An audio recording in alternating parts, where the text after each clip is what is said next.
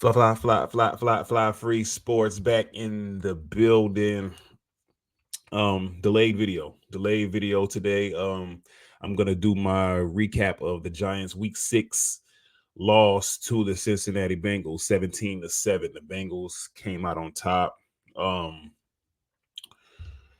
this is the a delayed video because that night I was so fucking angry about this game. I ain't gonna lie to y'all. Like, I was so mad about this game, I just couldn't even make it in here. Like, I wanted to go straight to sleep, which I did.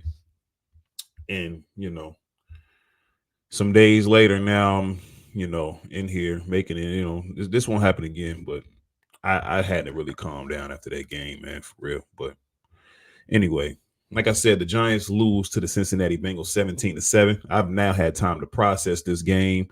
It was really a horrible game all the way around, except for the defense. The defense played amazing. Like, for the better part of the game, the defense played an amazing game, man.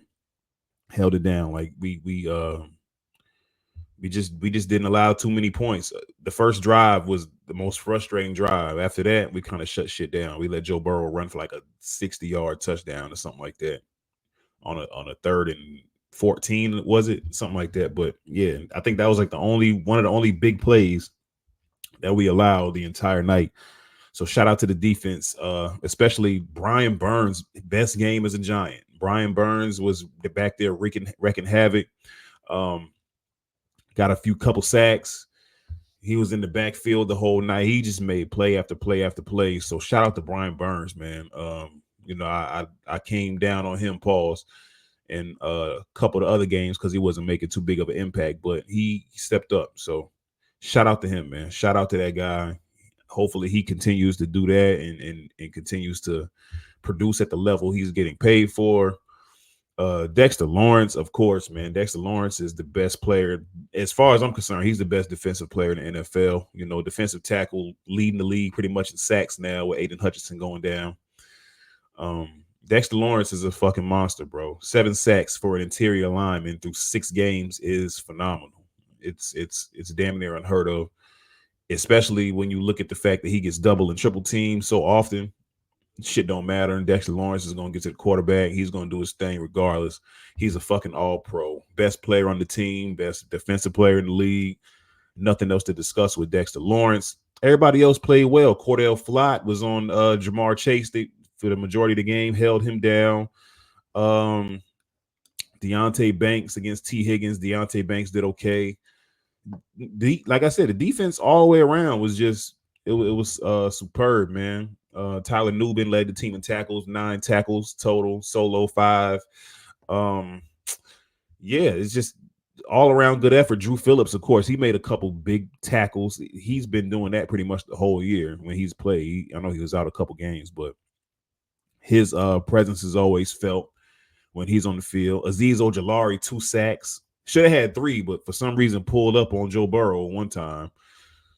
Don't know what that was about, but he still ended up recording 2 sacks and a tackle for a loss, man. Azeez Ojulari, monster, just monster, man. He's another guy who's been, out of the lineup for a lot of these years, man, due to injury. And this is as healthy as he's been since he's been in the league. So hopefully he can continue to stay healthy and keep making an impact. Yeah, so that's pretty much it for the defense, man. They did their thing, bro.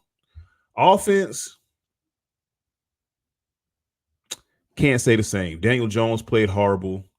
I think this is the first bad game that our O-line had too as well. And through the rubble, we lost Andrew Thomas for the year. I was wondering what the fuck was wrong with Andrew Thomas because he allowed a sack the other night. He was allowing niggas to get pressures and shit. So find out after the game, I guess he had like a Liz Frank injury, and he will be sidelined for the rest of the year. I believe he had surgery already. I'm not sure, but I do know that he's out for the rest of the year, which is fine because honestly, we're not going to do much anyway. So it just all the rest he can get, I guess, for the new quarterback coming in next year. Hopefully, he'll get that. As I said, Daniel Jones, bad game. Missing throws. We can't sustain. We couldn't sustain a drive, and this was literally, I think, like the first game that we really couldn't sustain drives at all. I don't know what the fuck was going on out there, and the Bengals defense is horrible. So it really doesn't make sense to me how we couldn't put drives together against this sorry ass defense. But I digress. Tyrone Tracy Jr., another impressive performance in his second start as a pro. Not as impressive as the first week, but he still got it in, man. He ran for 50 yards. He caught for 57 yards, so he still had over 100 yards all purpose. It was a point in that game like where we were getting him the ball. It felt like we were getting him the ball like damn near every other play. Like you kind of like to see that as far as development for the rookie, get his confidence up. He's been very, very productive over the last couple games. He actually got his first NFL touchdown this week. So that was pretty cool to see. I think that guy should be the starter. I said it last week. I'm going to say it again this week. I think he should be the starter even when Devin Singletary returns from injury. Just let your young guys develop, man. That's what this shit is all about. Devin Singletary, he's been in the league. You know, he's kind of a journeyman running back. Even though I don't want to disrespect him, he's been very good for us so far. So I'm not going to disrespect him by, shitting on him, whatever. He's been very good, but I just think at this point in time for our franchise, we need to develop the young guys. Bring Tracy Jr. along, and whenever we put the quarterback in next year, whoever that is, they can start to develop together with Malik Neighbors, with all the young pieces on the offense.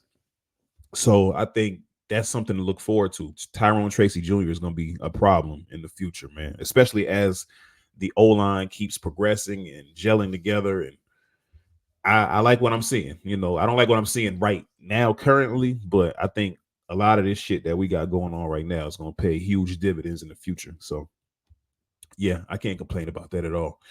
But yeah, overall the game was just frustrating, man. We like I said, we couldn't put drives together. It's gonna be one of them seasons, man. This is only week 6, so we got a long way to go. Hopefully we don't win too many meaningless games. Now, like I'm kind of like borderline. I've never been the guy to like root for a tank. Like I don't really like when teams tank to get certain guys, but we're at a point now as a franchise, man. We're at a crossroads. Like we have to get a starting quarterback. We have to start building towards the future with a new quarterback. You know what I mean? It just has to happen. We can't afford to waste any more years with Daniel Jones. We just can't do it. We just can't do it. And I don't even think Daniel Jones is like horrible. Like he's played better probably than half of the quarterbacks in the league this year.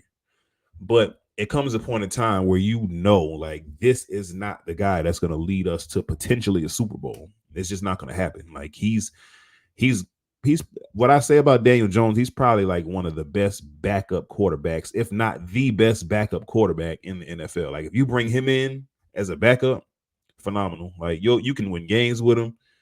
But as the guy to lead your franchise to a Super Bowl and, prolonged success and consistency over the course of many, many years, he's not that guy. Like he's just too off and on. You know what I mean? And I noticed about Daniel Jones, I noticed this, I think last week it was. Who did we play last week? We beat Seattle. Yeah, so I noticed like in that game, and I've seen throughout the duration of his career, like he's like a rhythm quarterback.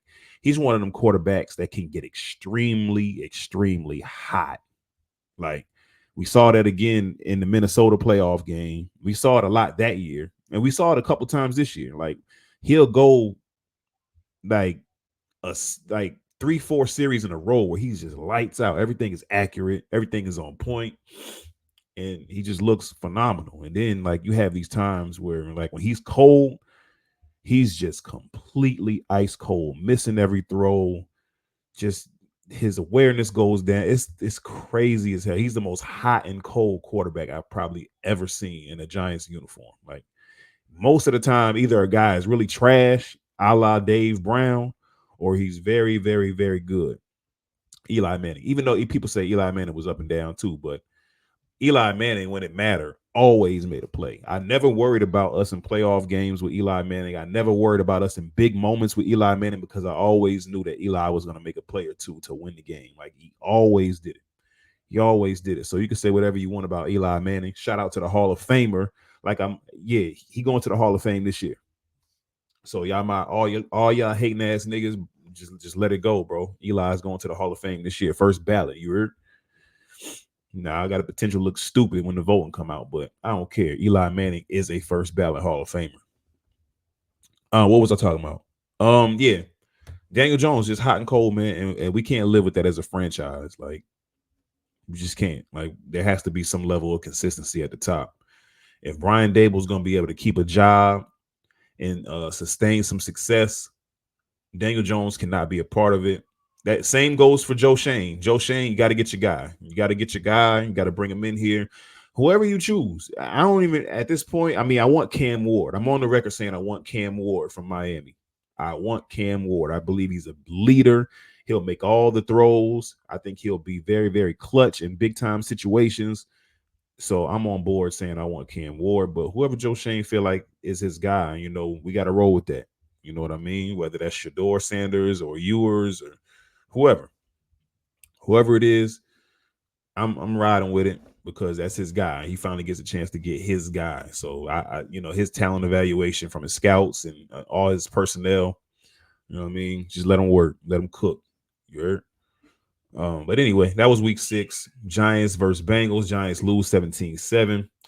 This week we on to Philadelphia in the Saquon return game. We'll see how that goes. Man, hopefully we can win that game. If there's any game I want to win, it's this one. Like, I fuck Saquon, fuck him. Like, he's Saquon. You know what I mean? So we'll see what happens this Sunday, bro. Fly Free Sports. Another L for the Giants post game week 6. Like, share, subscribe, and we out.